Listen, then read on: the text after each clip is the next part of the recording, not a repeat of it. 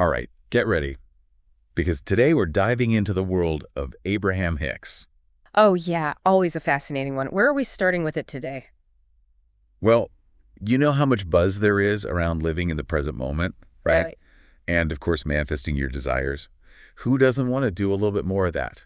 Hmm. Oh, we got a ton of source material from you guys all about it, and it really seems like there's something special to this whole thing. Yeah, what's wild is how Abraham Hicks can take these big ideas like Yeah. vibration, the universe, all of that, It can sound kind of out there. and they just bring it right down to earth, you know? Yeah. Like, how can we actually use this? Totally. Make it make sense for our lives. Okay, so the material jumps right in. What does it actually mean to live in the present moment?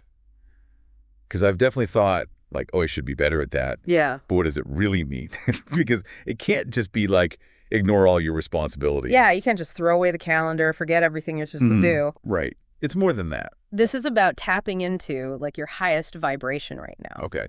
They describe it like we're these transmitters, right? Sending out signals constantly. Uh-huh. And those signals are based on like our thoughts and our feelings. So how we feel is sending out, like, a frequency. Exactly. And if we're stuck in the past, you know, rehashing old stuff or like, oh no, I'm so worried about the future, that's a very different signal than when you're like, right here, right now, I feel good. So it's like we're tuned into the wrong radio station if we're not feeling great. Yeah. Like, how is that anxiety and worry coming through? Totally. That is the law of attraction at play. Okay. Like, attracts, yeah. If you're all about worry, you're probably going to find more stuff to worry about. That makes sense. But if you can be present and be like, I'm joyful, or even just content, you're going to attract more of that vibe. Okay, so how do we actually do that? It's easy to say shift your frequency. But what are the steps?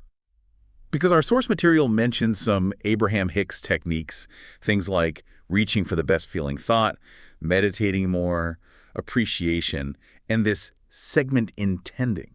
Can you break some of that down? Absolutely. We can start with the best feeling thought. Imagine you're stressed about a deadline. Happens all the time. Instead of going from 0 to 60, like, I need to be happy right now, ask yourself, what thought would feel a little bit better? I like that because that feels doable. Like it doesn't have to be this huge shift. Exactly. Maybe you love the creative challenge of your work. Yeah. Or you visualize finishing it like, that sense of accomplishment. Okay. It's not about pretending you're not stressed. Oh. We're kind of like inching up that emotional scale. Like baby steps towards feeling better. Mm. What about meditation? I've tried it, but like my mind, Oh, yeah. it does not stop. It's like a popcorn machine in there. Yes. And the source material talks about how even a few minutes can make a difference. Really? You don't have to be a monk on a mountaintop, right? No, I'm definitely not. Just taking a few minutes. And it's not about stopping your thoughts. Okay, because I can't do that. Exactly. It's more about noticing them without judgment and bringing your attention back to the present. So you're not engaging with them, just kind of, oh, there's a thought. Exactly. Watching those thought clouds drift by. That feels so much more doable. Okay, so we talked about meditation a bit, but what about appreciation and this segment intending? I'm not so familiar with those. Okay, so appreciation is about finding things to be grateful for right now, in this moment. It could be as simple as like a delicious cup of coffee. Yeah. Or a sunny day, or somebody who's just really nice to you. It brings you right into the present. And Abraham Hicks says that raises your vibration. Okay. Segment intending is a little bit more about intentionally directing that energy. I see. It's like you're setting an intention, but for like a specific part of your day. Okay. So let's say you have a big meeting, right? You could take a moment and be like, I want this meeting to be productive and enjoyable. So it's almost like setting a positive expectation for that meeting. Exactly. You're consciously aligning your energy with like the outcome that you want. That's really interesting. So before we get too far ahead of ourselves here, our source material also talks a lot about releasing resistance and trusting the universe, you know. Right. What does that really mean when we're talking about Abraham Hicks' teachings? That's where the idea of allowing comes in. Like, you're not trying to control every single little thing. You're trusting that, you know, the universe or whatever higher power you connect with has your back. You're surrendering to the journey. Yes. And that's how you live in the present moment, because if you're always worried about the future, you're not here now. Right. You can't be present if your mind is somewhere else. Exactly. You're attracting what you're putting out there. That's a good reminder, because I think a lot of us, myself included, we try to force things to happen. Oh, yeah. But this is more about trusting that the universe will work it out eventually. You just relax into it. Like letting go of the oars in a way and just trusting that the current will take you where you need to go. That's a great way to put it. Okay, so to recap, Abraham Hicks teaches that by shifting our focus to the now, finding those good emotions and trusting, we can have more peace and be more fulfilled. Exactly. And the best part is that this is a journey. Not the destination. It's always evolving. There's always more to learn and more to experience. Okay, so before we get to any more specific techniques here, I think we need to talk about the inner critic. Uh-oh. Because it can feel almost impossible to shift your thoughts when that little voice is like Right. blasting you with negativity, with self-doubt, like a rain cloud just following you around. It really is. And Abraham Hicks talks about this directly, about the ego holding you back, fear, doubt, limitation. All the fun stuff. But you don't have to buy into it. You don't have to Yeah. believe everything you think. That's a tough one though, right? So how do we quiet that voice and start choosing thoughts that actually help us? Because sometimes mine, it's very convincing. One of the most powerful things they talk about is pivoting. Pivoting. When you catch yourself in that negativity spiral, gently shift your attention to something, anything, that feels a little bit better. Okay. It doesn't have to be huge. Little shifts. You're not looking for some massive change. Even just a small shift can make a difference. It's so true. We resist those negative thoughts. Oh, yeah. And then they just like come back stronger. Totally. But this pivoting thing, I'm kind of into it. It's really powerful. It's like, you know, when you're training a puppy, Okay. you're not going to yell at it for not getting it right away. Right. You just gently redirect. Okay. Our minds are kind of similar that way. I like that. So if I'm like, oh my gosh, this work project is overwhelming me, instead of I'm going to fail, I could focus on like, okay, what's one little thing I can do right now? Exactly. Yeah. Or remember that time you totally rocked something similar? Yeah, like I've got this. Yes, exactly. Even if it's maybe not 100% true yet, at least it's a better feeling. It's about choosing those thoughts that like empower you. Right. Not the ones that are going to drag us down. And that takes us back to, remember, reaching for that best feeling thought. It's not about pretending everything's perfect. Right. It's about like what feels a little bit better. Like a stepping stone. Yes. Because your vibration, that energy, it matters. It really does. Yeah.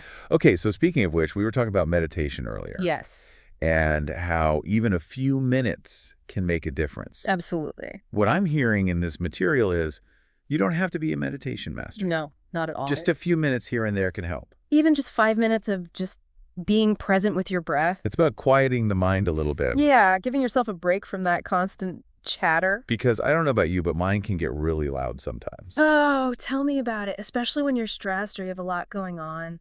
Yes. So how much quiet time are we talking here? Like, how do we even start? Honestly, it's more about the quality of the attention. Even a few minutes of really tuning in can be powerful. Tuning into?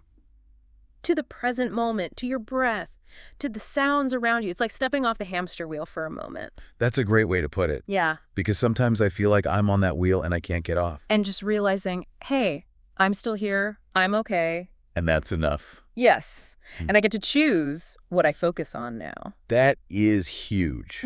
Because I think we do often feel like, oh, these thoughts are happening to me. Yeah. Like we're at their mercy. But you're not your thoughts. Ooh, I like that. You're the one observing them. Yeah. And you can choose which ones you're going to like invite in and which ones you're going to let pass by. It's like we're the bouncer at the club of our minds. I love that. Like, all right, you can come in, you, not so much. So it's about creating that space. Yes. A positive and supportive environment for your mind. Which is a perfect segue because we were also talking about appreciation. Oh, yes. That's a big one. And that can really help with that. Right. Absolutely. It's like a direct line to feeling good. Have you found that to be true? Yeah, because if I'm in a bad mood and I make myself think of things I'm grateful for, it's pretty hard to stay grumpy. Exactly. And it doesn't have to be some grand life-changing thing. Yeah, like it doesn't have to be winning the lottery to count. Exactly. It could be your cup of tea. It could be the sunshine. It could be someone laughing. A good hair day, even. Absolutely. And the more you practice that, the more your brain starts to look for those things automatically. And that changes your whole vibe, right? And remember, like attracts like. So I'm sending out that I'm grateful energy.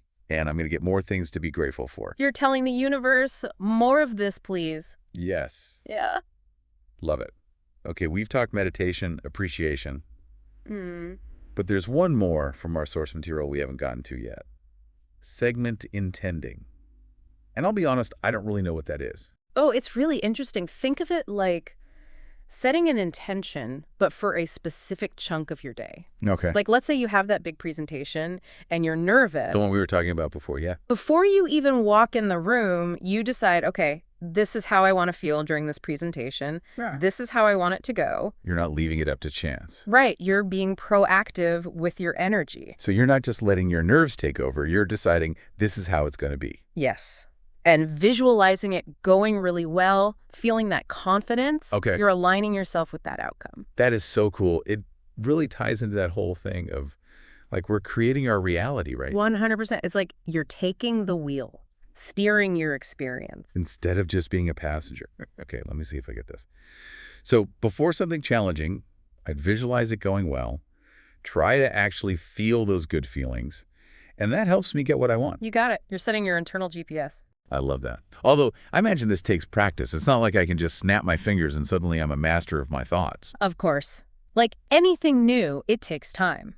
But the more you do it, the easier it gets to shift those thoughts, get that high vibe. Like building a muscle. Exactly. You're training your mind to work for you. And isn't that what it's all about? Like, we have all this potential, we just have to learn how to use it. And it's a fun process. Right. Eh. Who doesn't want to have a little more fun with it? And we are back, ready to keep exploring the world of Abraham Hicks. Yeah, we've covered so much good stuff already. Present moment, positive vibes, being the boss of your own thoughts. Right. It's a lot. But like you said before the break, there's always more. So where do we go from here? Like, how can our listeners actually use this stuff? Well, it's interesting because the source material really emphasizes that we don't have to do these huge overhauls in our lives. Okay, good, because that can feel overwhelming. Exactly. Sometimes it's those small changes that really make the difference. It's like a journey of 1,000 miles. Begins with a single step. Yes, you got it. So instead of like, oh my gosh, everything needs to change, what if we focus on what's already working? Okay. Like, notice those positive manifestations you're already experiencing. Positive manifestations. You mean like, I manifested winning the lottery. Well, hey, maybe, but it can be a lot more everyday stuff too. Okay. Like, did you find an awesome parking spot today? Oh, I love when that happens. Right. Or a friend sends a really nice text out of the blue. Or you wake up feeling great. Okay. Those are all positive manifestations. Oh, I think that. And the more you appreciate them, even the little things, the more you're amplifying that energy. It's like sending out that signal, like we were talking about before. Totally. You're showing the universe what you want more of. So we're not just wishing for things to be different. We're acknowledging that good stuff is already here. Exactly. It's a shift in perspective, for sure. Because even when things are tough, you can usually find something to appreciate. That's true. Yeah. Okay, but I have to ask, what about those times when it feels like we're really stuck? Because our source material also talked about releasing resistance. Yes. And I think that can be a big one for a lot of us. It's one thing to be like, okay, I'm going to think positive thoughts. But then there are these like deep down fears that keep coming up. Oh, absolutely. Sometimes it's not even thoughts we're aware of. It's that subconscious stuff. Yes. Yeah. It's like these beliefs are running the show behind the scenes. Yeah. And we wonder why we keep repeating the same pattern. It's like, why does this keep happening to me? Exactly. So how do we even get to the root of that and change it? Well, Abraham Hicks talks about resistance as like any thought or feeling that's the opposite of what you want. It's that voice that says not possible, or you're not good enough. Oh my gosh, that voice. Or this will never work out. Ugh, I know that voice so well. It's like a little gremlin. It really is. And it's sneaky because sometimes it sounds like it's being practical, Yes. but you don't have to listen. It's like, thank you for sharing your opinion, but I'm going to choose something else now. Yes, exactly. And a big part of releasing that resistance is just noticing it. Be like, oh, hey, there's that thought again. Okay. Not judging it, not pushing it away. Because that makes it worse, right? Yes, it just makes it louder. So we're just observing. Okay, so I'm not trying to pretend it's not there. I'm just not letting it take over. More like, oh, hey, fear. What's up? What are you trying to tell me this time? Exactly. And then once you see it, you can consciously choose to focus on something else, something that feels a little bit better. So, for example, if I'm like, ugh, I'm never going to be able to afford that trip I want to take. I could try.